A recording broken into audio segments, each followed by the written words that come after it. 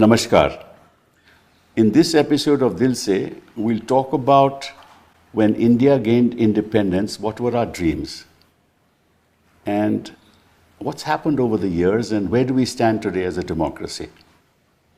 लोकतंत्र का जो ढांचा बना था, क्या वो ध्वस्त हो रहा है या ध्वस्त हो चुका है? जो कार्यपालिका है, वो किस तरह से अपना कर्तव्य निभा रही है? न्यायपालिका किस तरह से कर्तव्य निभा रही है? और क्या विधायिका भी अपने कर्तव्य निभा रही है? इन चीज़ों पे हम चर्चा करेंगे, क्योंकि कई लोग कहते हैं, maybe I am in somewhat to some extent in agreement with them, कि जो डेमोक्रेसी का जो ढांचा है, उसके जो स्ट्रॉन्ग पिलर्स हैं, जो स्तंभ हैं लोकतंत्र के, वो गिरते जा रहे हैं, ध्वस्त होते जा रहे हैं। और आज के दिन स्थिति ये है कि अगर लोगों के मत काटे जाएं and people are not given the right to vote, then what is left of democracy? तो एक इन ब्रॉड विषयों पे हम चर्चा करेंगे। And I have with me a man who is extraordinary in every sense of the word. ऐसी शख्सियत जो अपने मन की बात, कुछ लोग तो मन की बात एक तरीके से करते हैं, बट ये ऐसे शख्सियत हैं जो अपनी मन की बात बेबाक तरीके से देश को बताते हैं कि देश की स्थिति क्या है और देश में क्या हो रहा है। और ऐसे लोग आपको कम मिलेंगे हिंदुस्तान में। अभी लोग डरते हैं कि कहीं ईडी ना पहुंच जाए, कहीं सीबीआई ना पहुंच जाए, लेकिन ये शख्सियत इन चीज़ों से नहीं डरती। मैं किसकी बात कर रहा हूँ? जस्टिस काटजू साहब की। इनके जो दादा थे वो एक फ्रीडम फाइटर थे और वो मध्य प्रदेश के चीफ मिनिस्टर रहे। वो उसके बाद वो कैबिनेट में डिफेंस मिनिस्टर रहे, होम मिनिस्टर रहे। और इनके जो पिता थे वो भी लेजिस्लेटिव असेंबली यूपी के मेंबर रहे, उसके बाद वो जज बने। और इनके अंकल जो थे वो chief justice Allahabad high court के बने। और मार्कंडेय काटजू साहब एक ऐसे वकील हैं जो मतलब कि एक रोरिंग प्रैक्टिस को छोड़ के, लेबर लॉ पे, टैक्सेशन लॉ पे, रिट पिटिशंस पे, रोरिंग प्रैक्टिस को छोड़ के ये न्यायाधीश बने। और पहले 1991 में ये बने जज इलाहाबाद में। उसके बाद 2004 में मद्रास में आए, फिर दिल्ली में आए, फिर उसके बाद सुप्रीम कोर्ट में आए। 2006 से लेकर 2011 तक आप सुप्रीम कोर्ट में रहे। और आपसे मैं सबसे पहले ये सवाल पूछूंगा, क्या आप सोचते हो कि is democracy is in danger in India? ये पहला सवाल है। देखिए, इस सवाल का जवाब देने के लिए आपको समझना चाहिए कि democracy is not an end in itself, it can only be a means to an end, and the end must be raising the standard of living of the people and giving them better lifes. If democracy helps in achieving that end, it is a good thing. But in India, it does the reverse. देखिए, democracy in theory और in general की बात करना फ़र्क है। You have to see how democracy is practised in India. Correct. Largely it runs on the basis of caste and religious vote banks. हमारा जो voter vote देने जाता है 90%, 100% मैं नहीं कह रहा हूँ, ये नहीं देखता है कि जो उम्मीदवार है अच्छा आदमी है, बुरा है, पढ़ा लिखा, अनपढ़, क्रिमिनल, नॉन क्रिमिनल। ये नहीं देखता कि बेरोज़गारी बढ़ रही कि नहीं, गुर्बत बढ़ रही कि नहीं, कीमतें बढ़ रही हैं कि नहीं। सिर्फ जात बरादरी पे जाता है। 2024 का चुनाव हुआ लोकसभा का, half the MPs elected have big criminal backgrounds. Half, आप देख लीजिएगा गूगल में।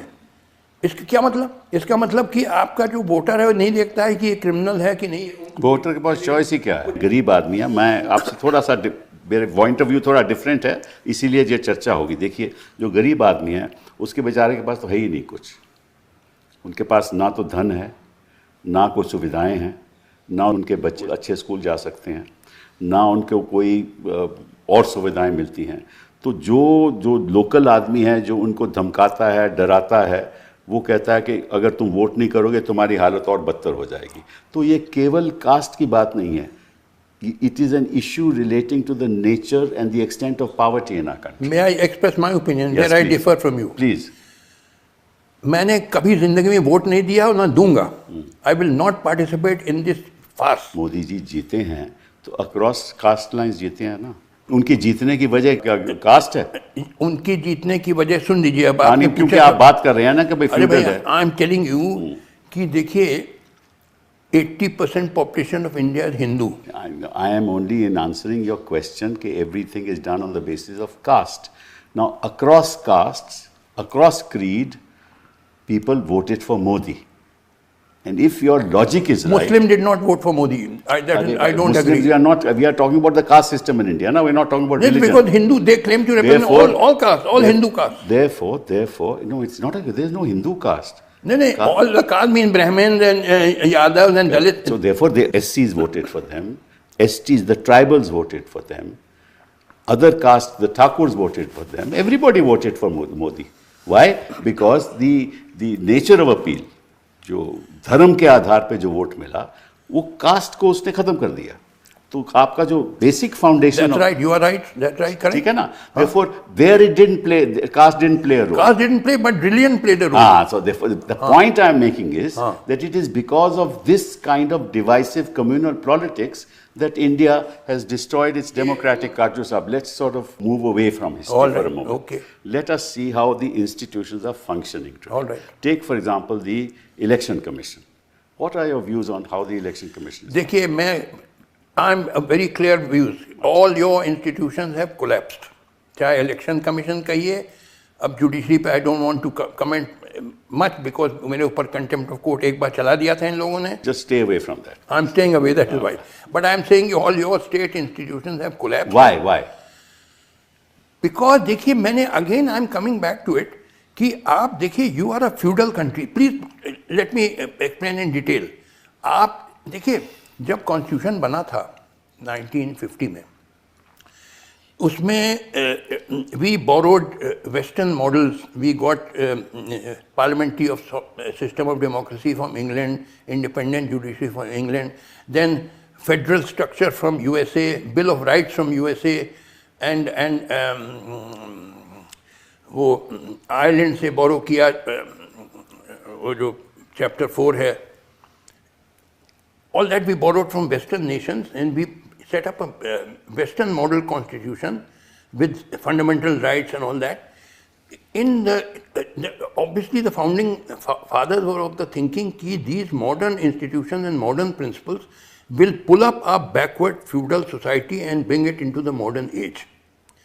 India was largely feudal, and it is still to quite an extent. I partly agree with you that India's mentality is feudal. सुनिए, तो उस time पे probably the thinking of the founding fathers was कि हम लोग when we transplant a modern constitution from above on our backward feudal society, this modern constitution will pull up the backward society and bring it into the modern age. This was the thinking.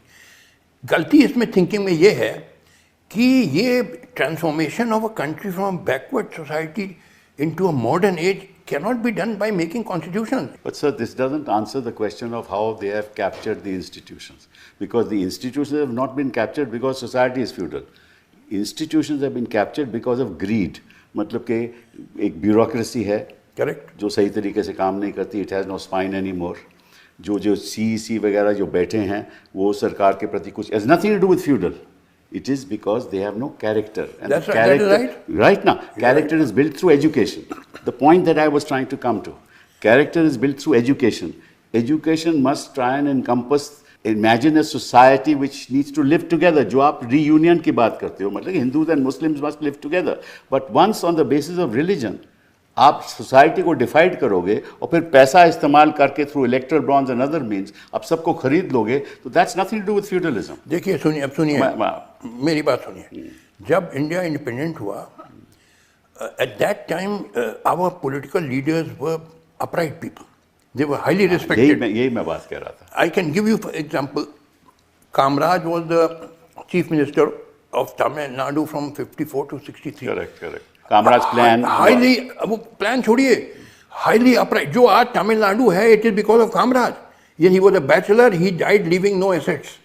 मगर उसने सारे वहाँ engineering colleges खोले, schools खोले. जब Pandit Nehru used to say that Tamil Nadu is the best administrated state in India. जो आज तमिलनाडु है, it is the gift of Kamaraj. अच्छा, West Bengal, Dr. B.C. Roy was chief minister after independence. He did MRCS, FRCP from England and topped in both. And he had a roaring practice, private practice of 50,000 rupees a month. तो वो सब छोड़ छाड़ के 500 रुपये महीने की वो चीफ मिनिस्ट्री करते थे और in 2 hours every day he would medically treat poor patients while he was chief minister. यानी आज कलकत्ता जो है it is the creation of Dr. B.C. Roy जो सॉल्ट लेक बना है ये सब उनका Why this deterioration? मैं से एक बात पूछ रहा हूँ। हुआ क्या, देखिए क्या हुआ कि जो मॉरल डेग्रेडेशन हुआ कि आपने जो कैपिटलिस्ट सिस्टम कहने को तो आपने सोशलिस्ट वर्ड यूज कर दिया कॉन्स्टिट्यूशन में, आपने कहा socialist economy, it was pure capitalism. अब तो बिल्कुल यहाँ नेकेड हो गया। 7 individuals are owning half the wealth of the 143 crore population of India. क्यों हुआ? Because capitalism only nothing to do with feudal society. Profits. It aims at profits to help with the country. So therefore, profit कमाना है बस। फिर इसका मतलब there are many complex issues. You are right. You are right. Not just feudalism. नहीं, that's right. That's right ना. It is character of people. Correct. It is the nature of our economy and the way in which it is worked. It is the use of religion in politics. It's a complex that is right. set of reasons which has resulted in this. Question is, I asked you a simple question. Why do you think the EC is functioning the way he is functioning? Nothing to do with feudalism. And why are the voters lists? ये मैं बता रहा हूँ, ये लोग चाहते हैं कि अच्छी कुर्सी मिली रहे, EC कमिश्नर रहना चाहते हैं अच्छे बंगलों में, कुछ भी करने को तैयार है। हाँ, तो अब जानते हैं कि ज़्यादा फूफा किया तो निकाल बाहर करेंगे, कान पकड़ के निकाल दिए जाएंगे। तो they want a comfortable life. तो जैसे ऊपर से ऑर्डर आते हैं वो दे डू इट। पहले तो ऐसा नहीं होता था। अरे बदल गया ना, धीरे धीरे सब बदलता गया ना। मैंने कहा कि देखिए, I have great respect for Jawaharlal Nehru. Nobody lifted a finger against him that he was corrupt. Nobody could lift him. And totally secular. Right. After independence, we had politicians of very high character, very upright people. It is a. मगर ये गिरता गया। Question is, we need to move forward as a nation. Now. There are two fundamentals on the basis of which a nation can move forward. One, a system of elections that is not based on communalism, a system of elections where the voters' right to vote is respected, number one. Number two, that there should be a judiciary, right, which is independent, completely independent. And number three, there should be a media who can speak truth to power. All these three things are lacking in this country today. Am I right or am I wrong? Now, may I give my response? Yes, and you will bear with me for a... Please. देखिए, our national aim must be very clear-cut. That is, we must transform India from a semi-backward country into a modern industrial giant like another China. Correct. Because unless we become a modern industrial giant, for which we have all the potential, we can never abolish our massive poverty, massive unemployment, massive problems of child malnutrition, lack of health care, lack of good education and all. Now, this must be our aim, clear cut. Right. इस पे कोई compromise नहीं होगी. I don't make compromises. ठीक बात. अच्छा, how do you do it? How do you transform India into a modern industrial giant? In my opinion, it can't be done by this democratic method, voting जो caste communal basis पे. अब बताइए, China आज second super power बन गया, उसकी $20 trillion GDP है, USA की शायद 31 ट्रिलियन, चाइना की 21 ट्रिलियन करीब, हमारी $4 ट्रिलियन उस पर भी मुझे बड़ा डाउट है आवर स्टेटिस्टिक्स। हालांकि now they have lifted, we have about the same population, a little over 140 crore. China has lifted 80 to 90 crore people above the poverty line or become a super, because they don't permit elections. I respect you and your views, but the question is, if you start comparing China to India, you are comparing apples and oranges. And I tell you the reason why. India is such a heterogeneous country, such a heterogeneous society. There's no one language. China has Mandarin. There's no one race. There are several races. Only one religion in China. There are so many religions in India. So you cannot replicate what happened in China and make India like China. You can't do that because that has dangerous consequences for our democracy. So therefore you can't apply the Chinese model to India. तो हमें अपना एक model हमें तैयार करना पड़ेगा जिसके आधार पे गरीबी ख़त्म हो, बेरोज़गारी ख़त्म हो। बेरोज़गारी क्यों होती है? क्योंकि लोग एजुकेटेड नहीं हैं। अगर आप देखिए 10वीं क्लास में, जब 12वीं क्लास में जब बच्चा जाता है, you know the growth enrollment ratio in this country, what it means, how many children move from class 12 to the university. When I became HRD minister, the gross enrollment ratio was 14. That means out of every 100 children in class 12, 14 reached university. And the average gross enrollment ratio of developed countries is 50, 60, 70. Right? That's where wealth is created. हमने कभी तवज्जो दिया ही नहीं education पे, और तभी वो transformation नहीं हुई। तो we need an enlightened person to lead us to the modern India that we are talking about. Now may I respond? Please. देखिए, ये आपकी विशफुल थिंकिंग है, ये होना चाहिए, वो होना चाहिए। में से we should have rivers of milk and honey flowing, but it will not happen because our politician are only interested in winning the next election by hook or crook. They are not interested in education. They may say anything, but in reality That's our fault. अच्छा सुनिए तो, अरे भाई बोलने दीजिए। 28 states हैं और 8 union territories. कहीं ना कहीं चुनाव होता रहता है या तैयारियां उसकी होती रहती। इसका मतलब चुनाव का माहौल परमानेंट फीचर हो गया इंडिया का। तो आपके जो leader, pardon me for saying so, जो सब लीडर, सब party, I am not blaming any particular, उनका एक 1 पॉइंट प्रोग्राम होता है how to win the next election. और इलेक्शन जीतने के तरीका है नफरत फैलाओ, हिंदू मुस्लिम नफरत फैलाओ, कास्ट के। तो कोर्ट्स इसमें क्यों नहीं? अरे भाई कोर्ट, फिर आप चाहते हैं मैं मुझ पे कंटेम्प्ट ऑफ कोर्ट चल जाए? कंटेम्प्ट की बात नहीं है। देखो, I am asking you, if this is the state of the country, somebody has to, in the judiciary, has to say this is not right. Why is the institution not living up to its standards? मैंने बताया ना, अब मैं देखिए, Is it the appointment process? अरे भैया मैं बता रहा हूँ ना, आप सवाल पूछे जवाब सुनिए। देखिए हकीकत क्या है कि जितने जजेस हैं सुप्रीम कोर्ट के, रिटायरमेंट के बाद दे वांट सिनेक्योर्स। वही 65 साल पे रिटायर हो जाते हैं। आई विश आई वर ए जज of US supreme court, life long 90 साल तक मैं चलता जाता। मगर यहाँ 65 में you are at the peak of your life. अब you are deprived, suddenly deprived of your house and your secretaries and so many perks, car and. तो आप चाहते हैं कि एक मुझे मिल जाए सिनेक्योर, 5 साल का टर्म मिले, पूरा उसमें supreme court salary, supreme court जजेस बंगलो, सारे ये वो हैं। जैसे चेयरमैन ह्यूमन राइट कमीशन, हाँ ये वो मिश्रा को बना दिया, यानी वो नॉट इवन चीफ जस्टिस, तो लॉ अमेंड करके, वो क्या नाम था उसका, मिश्रा था, क्या नाम था, सुप्रीम कोर्ट जज, who was known to be Arun Mishra. They just want कि रिटायरमेंट, बीजेपी गवर्नमेंट खुश रहे हमसे, ताकि रिटायरमेंट के बाद हमको 5 साल और टर्म मिल जाए, आराम की जिंदगी। Is that the only reason? और क्या रीज़न हो सकता है बताइए? मैंने सोचिए, it's a big thing at that age 65। आप चाहते हैं कि भाई 5 साल और अच्छी, and then may be some other benefits also. भाई government is very powerful.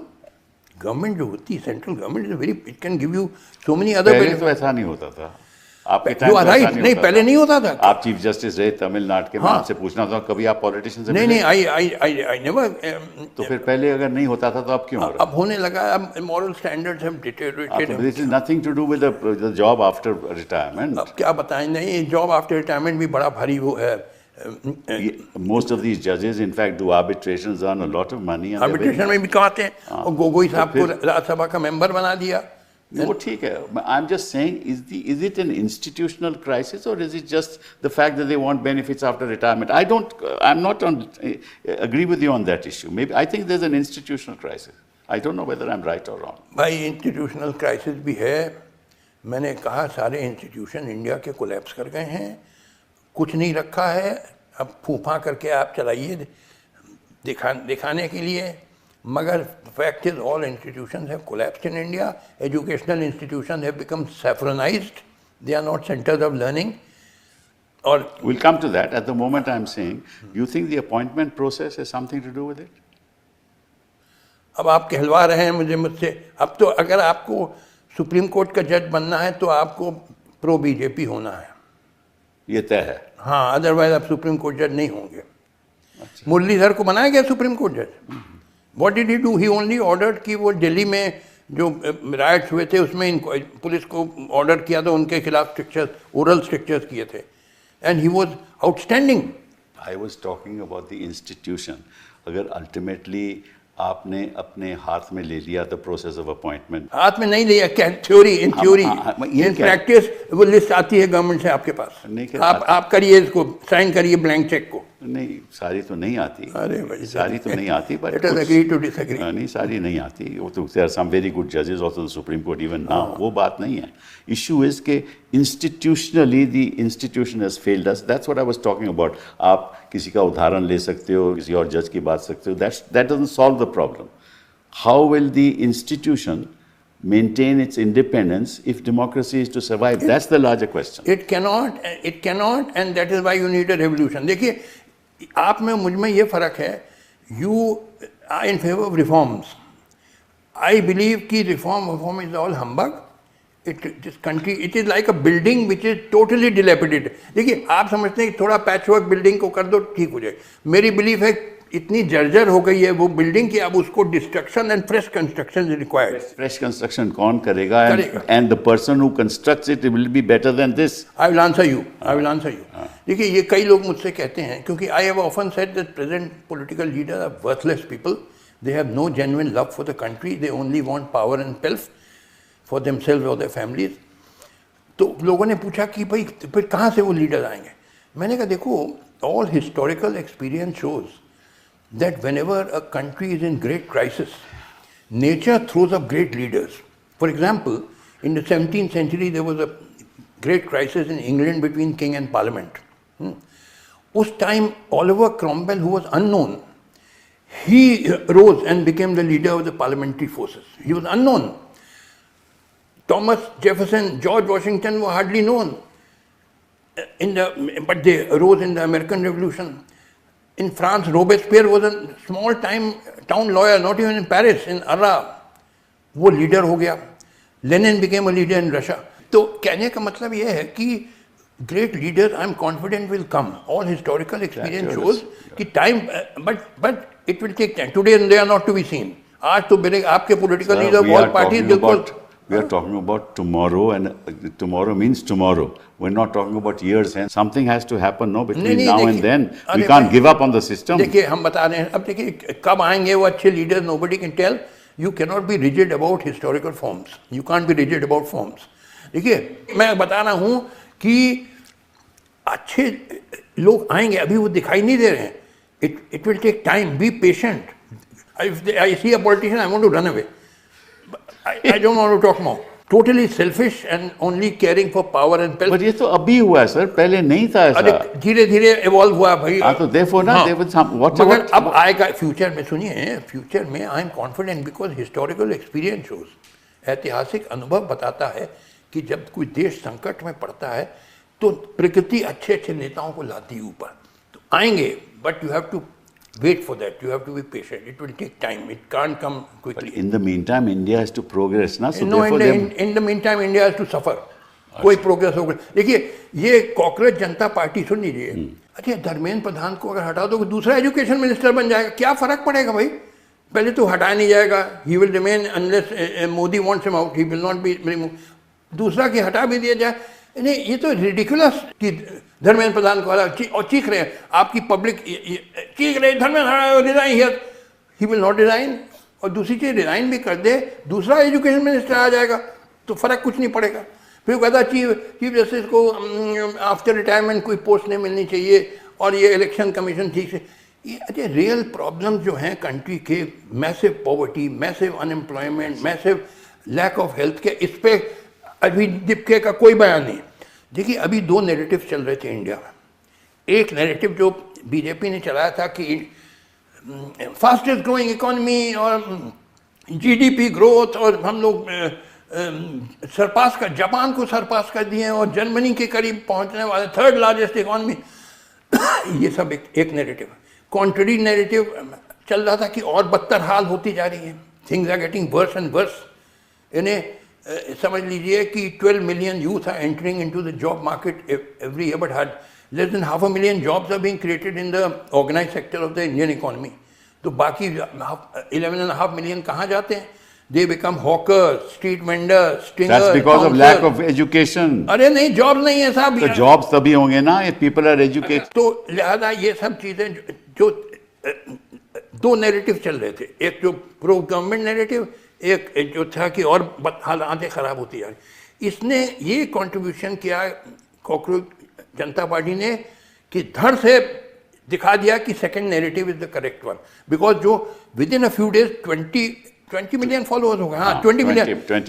What does it show? It indicate कि कितना यूथ कितनी परेशान है। They are seeing the looming specter of unemployment. That's correct. So it shows the second narrative is the correct narrative. Things are getting worse. Correct. And the first narrative is just a. So therefore, all these things have happened in our neighboring countries because the narratives there were getting, as you know, the new narrative came and some change took place. Now, whether that change is for the good or for the for worse for the country, I don't know. But I'm saying this: even a revolution does not necessarily prove that it's going to bring about some good. देखिए अब let us agree to disagree on this, and but what I want to tell you, I have formed another party. जब मैंने देखा वो मैंने सुना कि इश्क, हाँ आपको भी हम चाहते हैं। अच्छा, इश्क करो पार्टी। इश्क करो पार्टी। अच्छा, मैंने बनाया, सब लोग सोचे कि ये क्या है कि वांटिंग अनदर वैलेंटाइन डे कि लड़के लड़कियां एक दूसरे को किस करें ये वो। तो मैंने उस पर आर्टिकल लिखा, आपको भेजा भी है मैंने कहा देखो, you have misunderstood me. This country can only solve its massive problems if there's unity among our people. Correct. Which means that Hindus, Muslims, Sikh, Christians, and all castes must unite. Then only we will be able to launch the people's struggle, which will result in a better India. So, Ishq Karo means love all people. Correct. I'm not talking of kissing between boys and girls. ये मेरा मतलब था कि unity. I want to promote unity. तो हम चाहते हैं आप भी हमारे साथ हो जाएं। वो तो ठीक है, बट यही तो मैं कह रहा हूँ, you are also asking for reform now. Not reform. Yes, this is not a revolution. No, this is, देखिए, रेवोल्यूशन का बिगिनिंग है। रेवोल्यूशन नहीं हो सकता है जबकि जन संघर्ष ना हो, जबकि United people struggle. Jan Kranti आती है जन संघर्ष के बाद। अभी जन संघर्ष शुरू होना है जिसमें यूनाइटेड जन संघर्ष चाहिए। कौन करेगा? This is what the whole politics of party this, करेगी, sir, the whole करो पार्टी करेगी। all politics in this country is based on hate, and you are projecting love. हाँ, I'm doing the reverse. देखिए, you are doing the reverse. देखिए, एक चीज इसमें कोई घबराने की बात नहीं है। अगर मेरी बात सही है, if what I'm saying is correct, people will come and join me. I am saying कि तुम लोग यूनाइट नहीं होगे, कभी नहीं अपने प्रॉब्लम ऑफ पॉवर्टी और अनएम्प्लॉयमेंट वगैरह सॉल्व कर पाओगे। You must rise above caste and religion and other differences. So this is the purpose. That is reform, na? अरे भाई, reform at the first stage, but the ultimate aim is revolution. Reform to unite people so that they can launch a people struggle which will take. At least let's agree on this thing, that the first step is to reform society. Correct. To then change lock, stock and barrel the entire system. Yes, that's right. You agree with me on that? I agree with you. Okay, now let's move on to how do you think Parliament is conducting itself? अब मैं कह दूं तो फिर आप कह दीजिए। Parliament मुझे कंटेम्प्ट में जेल भेज देगा भाई। नहीं, कोई नहीं। Power of contempt. नहीं, ऐसी कोई, हम तो हैं, आपके लिए हम खड़े हो जाएंगे। लेनिन ने कहा parliament is a talking shop, real decisions are taken by the executive. यहाँ भाषणबाजी आप कर दीजिए, भाषण देते रहिए, उसका कोई माने ना, मतलब you just letting out steam. Parliament में क्या है? पार्लियामेंट इररिलेवेंट इंस्टीट्यूशन हो गया अभी कोई। तो पार्लियामेंट इररिलेवेंट है, जुडिशरी अपना काम नहीं कर रही, कार्यपालिका अपना काम नहीं करती, bureaucrats have no spine. Reform in order to lead to revolution. Ultimately revolution के बगैर नहीं हो पाएगा। देखिए, आपका समझिए ना कि your problems of India can not be solve with in the present constitutional framework. Constitutional well, framework. What BJP wants, constitution must change. Change नहीं, it must be abolished. This constitution, देखिए, ये constitution मैं कहता हूँ, ये constitution का बना क्यों था? Democracy means, as Abraham Lincoln said, rule by the people for the people. Theory में तो democracy है, but reality is that everybody knows we are. Theory में भी नहीं है अब तो। अरे भाई, fundamental rights दिएगा, freedom of speech, equality, liberty. अरे भाई, ये भूखा आदमी, बेरोजगार आदमी, उसको क्या मतलब फ्रीडम ऑफ स्पीच से? अब मगर आप लोग सपोर्टर हैं कॉन्स्टिट्यूशन के, डेमोक्रेसी के। मैंने कहा देखो तो फिर क्या होना चाहिए? There should be no Revolution freedom होना- of speech. नहीं, there should be no freedom of speech. Huh? There should be no freedom of no speech. freedom of speech. I don't. No liberty for I would. association. I No would- fundamental rights. No fundamental. You don't deserve fundamental. There are You no are right to cast- life also. देखिए नहीं, right to life है मगर कैसे? अरे सुनिए, अरे भाई अब आप सुनिए, आप फ्रीडम के लायक नहीं है। Give me 2 minutes. I want to. Sure. I was invited to Dehradun University 3-4 years back to give a talk on the Constitution. तो बड़ा खचाखच हॉल भरा था, 300-400 लोग थे उस देहरादून यूनिवर्सिटी के हॉल में। फ्रंट रो पे professors with suit, tie suits, and somebody having PhD from Harvard and somebody from Yale, somebody from London School of Economics, बड़ा फ्रंट रो पे पीछे स्टूडेंट खचाखच भरा हुआ था। तो the speech I gave, you can see on YouTube. I've seen it. One of the things I said कि ये जो सामने आपके प्रोफेसर बैठे हैं, कोई अमेरिका से PhD, कोई लंदन, 2 मिनट में मैं प्रूव कर दूंगा कि इनके खोपड़े में गोबर भरा हुआ है। Now listen, I don't laugh, I meant it. I said कि इनसे पूछिए कि इनकी लड़की अगर किसी दलित लड़के से शादी करना चाहे तो राजी होंगे? एक नहीं होगा, मर्डर करा देंगे, ऑनर किलिंग करा देंगे। मैंने कहा I prove, I did not take 2 minutes, I took 1 minute. I am not impressed by your PhD from Harvard here. What the hell you have in your head? You have gobar, casteism is gobar, cow dung. तो ये I went as Chief Justice of Madras High Court, सुनिए, तो in 2004. So one day, one Justice Kanagraj, he was also High Court, he was of scheduled caste. He and his wife was upper caste. They had a love marriage 25 years ago. तो शाम को courtesy call पे आए, मैं Chief Justice था। तो Mrs. Kanagraj told my wife कि when we were married 25 years back, we had a love marriage. My relatives performed my funeral rites on that date, and since then they had no connection with me. True. ये आपका मुल्क है, backward पिछड़ा मुल्क है। आप समझते हो कि हाँ मॉडर्नाइजेशन हो रहा है, मेंटालिटी यही है।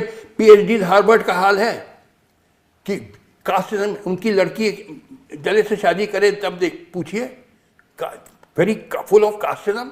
ये बड़ा पिछड़ा मुल्क है। पीपल हियर आज बिल्कुल बैकवर्ड पिछड़े किस्म के लोग हैं। गलती तो हम समाज की है, सरकारों की है, हमारी है, हम लोगों की। अरे भाई यार समझो ना, आजकल जो आप कह रहे हैं कमल को पहले अरे भाई तो नहीं अपर देते। कास्ट, देखिए जो upper caste Hindus are solidly with BJP, वो कहीं टच से मस नहीं होते हैं। Only problem was they were hardly 18 और 19%, तो उस पर तो चुनाव निकलता नहीं। ये प्रॉब्लम था बीजेपी का। कैसे सॉल्व किया बीजेपी ने कि देखिए करीब 40% people are OBCs. OBC is not one caste, there many caste, Yadav, Kurmi, Lodh and so. तो उन्होंने क्या हुआ कि जैसे यूपी का आई नो, जो यादव था only 9 or 10% out of 40% OBC. And ये प्रोपेगेंडा हुआ कि जब चीफ मिनिस्टर होते हैं ये, तो ये यादवों को प्लम पोस्टिंग कलेक्टर और दरोगा ये सब देते हैं, नॉन यादव यानी कुर्मी, लोध को इग्नोर करते हैं। And that propaganda succeeded. अब जैसे अभी deputy chief minister KC Maurya है क्या, he is OBC but non Yadav. तो non Yadav OBC 30% largely went over to, और फिर similarly they cultivated them. they went over to BJP। और नॉन जाटव, ये मायावती जाटव है, which is may be 50% of, इनमें भी कास्ट है, आपको नहीं मालूम। सुनिए आप चीज, शेड्यूल कास्ट बहुत सारी है, उसमें कोई अपने को अपर कास्ट शेड्यूल कास्ट मानता है, कोई लोअर कास्ट मानता है। उनमें भी साहब ब्राह्मणों में भी है, ब्राह्मण तो है ही, मगर हम कह रहे हैं जो शेड्यूल कास्ट सबसे नीचे है वो उनमें भी वो क्या कहते हैं कि एक्चुअली काजू साहब, that's true of all societies all over the world if you ask me. चलिए, मगर ये है कि ये देखिए बिना रेवोल्यूशन के यहाँ सॉल्व नहीं होगा। You say reform is not a solution. कुछ नहीं है, रिफॉर्म क्या, किसी आप जुडिशल रिफॉर्म करना है। जुडिशल रिफॉर्म, जो भी chief justice of India, I remember Dattu आए थे, CJI हुए, उन्होंने कहा आई सी 5 साल में all cases in India will be decide in 5 years हैं, और क्या कि चल दिए रिटायर हो गए। कोई और आया, उसने अपना प्रोग्राम छोड़ा, कुछ का रिटायर हो गए, चल दिए। तो ये सब चलिए रिफॉर्म हुआ। अच्छा चलिए, अब डोमेस्टिक पॉलिसी से हट के फॉरेन पॉलिसी बात करें। हाँ, फॉरेन पॉलिसी देखिए, foreign policy, you can have a strong foreign policy if you have a strong economy. आपकी रिलेटिवली मच वीकर इकॉनमी, तो आपके फॉरेन पॉलिसी में कोई दम वम है नहीं। आप चिल्लाते रहिए कि हम ये हैं, अपने को 30वां विश्व गुरु कहते रहिए, रियल अभी तो मोहन भागवत ने भी कह दिया अभी तो विश्व गुरु बनने में वक्त लगेगा। आप कहते रहिए अपने को विश्व गुरु। फैक्ट इज कि जिस कंट्री के पास स्ट्रांग इकोनॉमी होगी उसके पास स्ट्रांग मिलिट्री होगी। मिलिट्री नेचुरली तो स्ट्रांग मिलिट्री जिनके पास होगी, स्ट्रांग वही स्ट्रांग उनकी डिप्लोमेसी का कोई मतलब है। आप इस चीज पे मैं आपसे सहमत हूँ पूरे तरीके से। कोई आप में दम नहीं है, कोई उधर से प्रेशर डाल रहे हैं। ट्रम्प साहब हमें आदेश दे रहे हैं कि तुम यहाँ से तेल के लो, आप हम खरीदते, सुनिए, हम तेल खरीदते थे ईरान, सबसे सस्ता ईरान से मिलता था। बिल्कुल। अमेरिका ने कहा मत खरीदो, क्यों मान गए आप उसकी बात? क्योंकि आपके पास जो रीजन आपने कहा कि आपके पास कोई बार्गेनिंग, आप दब गए। यानी अगर आप रियली इंडिपेंडेंट होते, आप कहते हैं अमेरिका से sorry we get the cheapest oil from. Russia के साथ भी यही हुआ। रशिया के साथ भी यही हुआ। तो आप क्यों, इट शोज कि आपकी कोई दम नहीं है आप में। जितना फूफा करें आप, फॉरेन विजिट स्कूप करें, हमारे prime minister very fond of foreign jaunts, करते रहिए, मगर फैक्ट इज कि जब तक आपकी strong economy, highly industrialise nation नहीं बनेंगे, आपकी स्ट्रांग डिप्लोमेसी नहीं हो सकती है, आप दब जाएंगे। कोई इन्हें आजकल तो I am praising Iran, I am become a great fan of Iran, कि अंडर डेवलप्ड कंट्री होते हुए वो it is taken on the strongest military power on earth, and Not that underdeveloped, one of the most educated countries in the educated. बस सुनिए, तभी मैं education की बात हमेशा करता one हूँ। of the reasons is why they can fight America is the unity of the people. Sure. हम लोग में डिसयूनिटी, हम लोग रिलीजन और कास्ट पे डिवाइडेड है, तो कभी हम लोग दुश्मनों का सामना नहीं कर पाएंगे। जब तक तुम एकजुट नहीं होगे, तुम कैसे? अब देखिए, particularly after the killing of ayatollah Ali Khomeini, उसके ऑल इन्हें अमेरिका ने बहुत और इसराइल ने बहुत कोशिश करी कि कुछ ईरानियंस को वो करो, इंसाइट करो, हाँ, वो सब वेपन भी भेजे, वो सब regime change they call it. वो सब कुछ नहीं हुआ। Solidly Iranians I United with the regime. I tell you, I have written an article कि Iran is not just fighting for itself, it is fighting for the It whole is not world. Venezuela, you have written. It's not Venezuela, and it is showing the path to the whole world कि तुम लोग अगर unite नहीं होगे, तुम कभी नहीं अपने प्रॉब्लम सॉल्व कर पाओगे और दुश्मनों को फेस कर पाओगे। तो ये इंडिया को भी लेसन ईरान से आ रहा है। हम लोग डिवाइडेड हैं, we fight each other in the name of religion and caste and all that. कभी नहीं हम आगे बढ़ सकेंगे। तभी ना, तभी तो we need to change that mindset. हाँ, तो ये इसीलिए That starts with the education system in the classroom. And it start with the इश्क करो पार्टी। नहीं, इश्क करो तो वही तभी होगा ना जब क्लासरूम में सही एजुकेशन होगा। क्लासरूम में कौन सिखाएगा साहब? हमारे टाइम भी तो टीचर होते थे। Very good teacher. तो अभी तो कह रहा हूँ मैं, In our it is time- not a permanent thing ना। अरे भाई, मैं उस जमाने, आई एग्री विद यू, उस जमाने में टीचर्स बड़े डेडिकेटेड होते थे। मैं 1951 में बॉयज हाई स्कूल इलाहाबाद में भर्ती हुआ, 11 साल पढ़ा। Very dedicated teacher. Whatever I am today, I tell you 80% is the gift of my teachers. I bow down to them. और आपको भी, आप भी पढ़े, हम लोग के ज़माने में टीचर्स रियली डेडिकेटेड होते थे। Sure. आजकल तो ये क्या बताएं। अब मैं गया था एक अपने फ्रेंड में इलाहाबाद में, इलाहाबाद के पास गांव है उसका, तो फ्यू ईयर्स बैक, तो मैंने उसके लड़के को बुलाया, गांव में रहता है, मंझनपुर है इलाहाबाद के पास। तो वो 7th क्लास पास करके 8th क्लास में चला गया। मैंने कहा तुम 7th क्लास की अपनी मैथमेटिक्स किताब लाओ। मैंने कुछ सिंपल क्वेश्चन सॉल्व करने को कहे, he could not solve them. Correct. But I said but you have been promoted. ASER की रिपोर्ट तो यही कहती है। सुनिए, I said you have been promoted to class 8, तुम तो 7th के प्रॉब्लम नहीं solve. Then I told him, and he was an intelligent boys. मैंने 2-3 शुरू के क्वेश्चन सॉल्व किए, he picked up and he solve the rest. तो ऐसा कि तुमको ये सब सिखाया नहीं टीचर ने? बोला मास्टर साहब ठेकेदारी करने लगे हैं। जब teacher had left job and become a contractor, दूसरा टीचर आता नहीं है। ये हाल है आपकी एजुकेशन का। That's the foundation. एक कॉलेज है, सुनिए, इलाहाबाद में अच्छा कॉलेज है, एक ज़माने में बड़ा अच्छा माना जाता था, CAV इंटर कॉलेज। एक ज़माने में बड़ा अच्छा कॉलेज। मैं गया, व्हेन आई वाज इलाहाबाद जज of Allahabad high court, I went to visit it. देखा क्लास में 300 student. I said how can 300 student study in one class?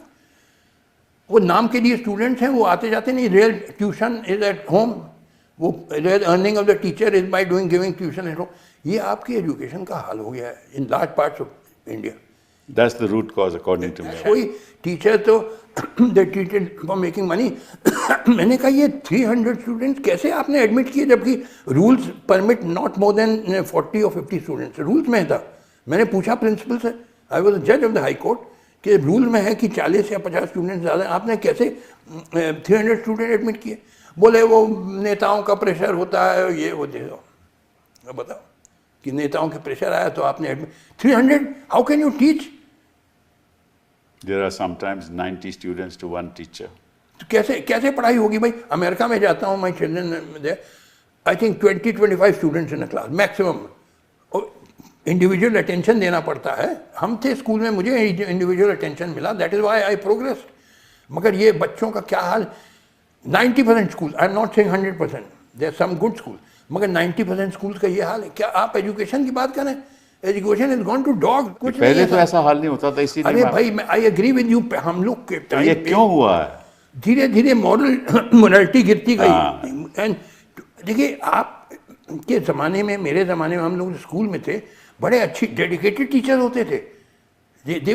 I remember हम लोग जो होमवर्क दिया जाता था, नेक्स्ट डे कॉपी सबमिट करनी पड़ती थी. जो घर पे होमवर्क किया, टीचर एग्जामिन करते थे कि अब कहीं गलती की, दे वुड कॉल एंड से देखो तुमने यहाँ गलती कर दी. कितना individual attention. You have to give individual attention. यहाँ तो भेड़ बकरी जैसे आप ट्रीट कर रहे हैं. पेपर लीक होते हैं ना यहाँ तो. अब आप बात आ जाएंगे लीक पेपर में, जो कांग्रेस जनता पार्टी की बात कर रही है, आप उसी पे आ जाएंगे. कांग्रेस जनता पार्टी की बात नहीं वो है. तो कह रहे हैं ना कांग्रेस जनता पार्टी, वो तो उनका मुद्दा है. लेकिन पेपर लीक तो 2000 मतलब के 14 से सबसे ज्यादा लीक हुए हैं. 11 बार तो लीक हुए हैं पेपर. देखिए, leaking is because of corruption. तो फिर तो करप्शन सब जगह है, ये फैल गया है सब तरफ. अब आई ओनली करप्शन. आपके जुडिशरी में Shanti Bhushan filed an application in Supreme Court in 2009 in which he named, he said out of 16 former CGIs, 8 are corrupt, definitely corrupt. 2 are there's a doubt about them, and 6 are definitely honest. नाम दिए उन सबके sealed envelope में. और उसके बाद other CGIs आए, उनके बारे में बड़ा क्वेश्चन मार्क. ये chief justice of India, not मुंसिफ. उनका कितना लेवल ऑफ. हमारे बड़े बड़े अच्छे जज हुए पुराने. I agree, there have been good judges also. I am not saying all judges are corrupt. But system खराब हो चुका है. बट प्रोपोर्शनेटली बढ़ गया ना. देखिए, प्रोपोर्शनेटली करप्शन बढ़ता जा रहा है. सी द थिंग इज के you are in despair and I live on hope. That's the difference. No, I am live in hope also. I live in 100 time more hope than you. No, I have hope in even in the present system, no matter how terrible it is. नहीं, I am against this system. It has to be. सुनिए मेरी बात. There is a statement, I don't know who said, there is no construction without destruction. आपको destroy करना है ये system if you want to build a big better system. ये this system is like a building which has become so dilapidated कि इसका कोई repair अब नहीं हो सकता. आप चक्कर में, अच्छा आपकी ओपिनियन है कि रिपेयर हो सकता है, मेरी ओपिनियन में it is become so dilapidated कि आप इसको डिस्ट्रॉय करो और fresh building. That's the difference. हां, that is difference. That's the difference. But on that difference, हां, we thank you very much for being here. My pleasure. शुक्रिया आपका, बहुत बहुत धन्यवाद.